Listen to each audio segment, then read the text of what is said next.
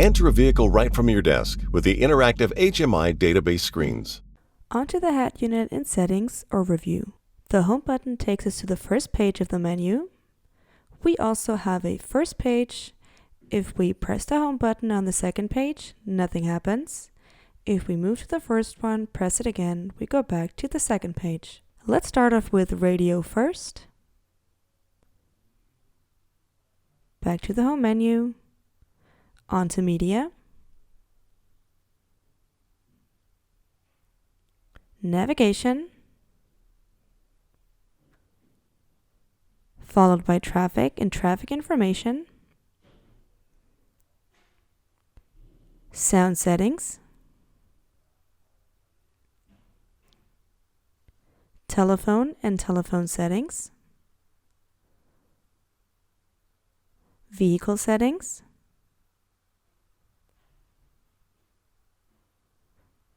Full link. Media Controller, which is a SEAT app. Images.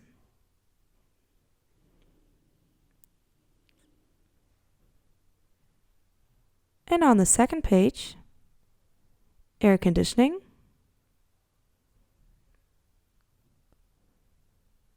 And last but not least, Settings. We have additional permanent shortcuts on the left side of the head unit, responsible for radio, media, telephone, and voice command.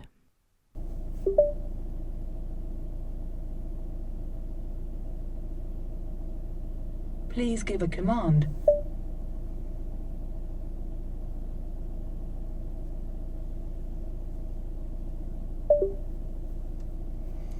And on the right side, navigation,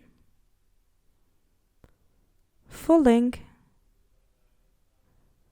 vehicle settings, and of course, the home button. The head unit can be switched off by pressing the button in the left-hand corner. The only thing we can do now is switch between different clock representations. Pressing the button again will reactivate the head unit. We may also use gesture control by swiping left or right, and also if we use features such as radio.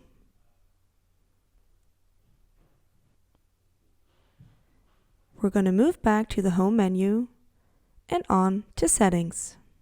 On a side note, there is no shortcut for settings. First off, we have screen.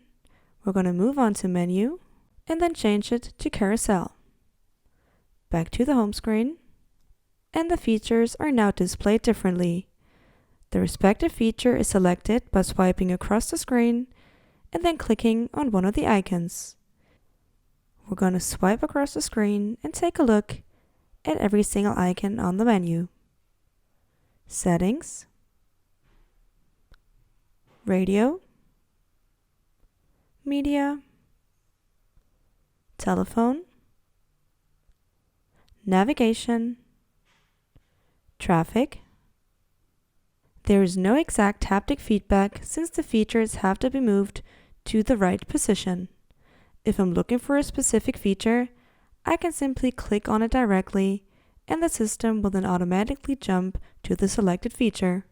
If we change the menu back to grid, it will go back to its original look.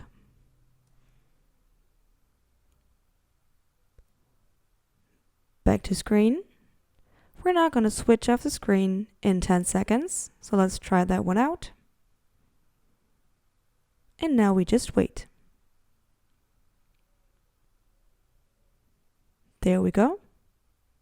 We're going to turn on the head unit again and deactivate the function. We can change the brightness in the head unit from very high to high,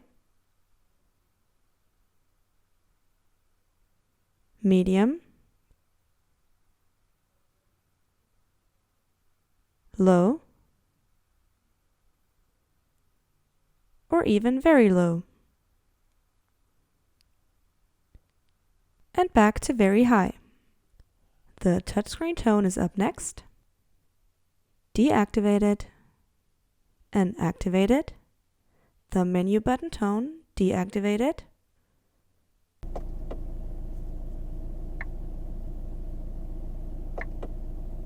We can deactivate hand gesture. And if we go back to the home menu, we see that it doesn't work any longer.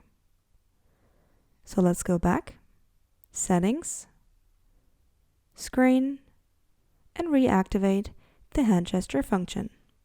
We're going to try it one more time. And we can swipe to the left and right. So back to the settings, screen, and on to the next function, the visual hand gesture feedback. We're going to deactivate it. The small hand in the right hand corner has disappeared. So we're going to go back and reactivate the visual hand gesture feedback. The audible hand gesture feedback.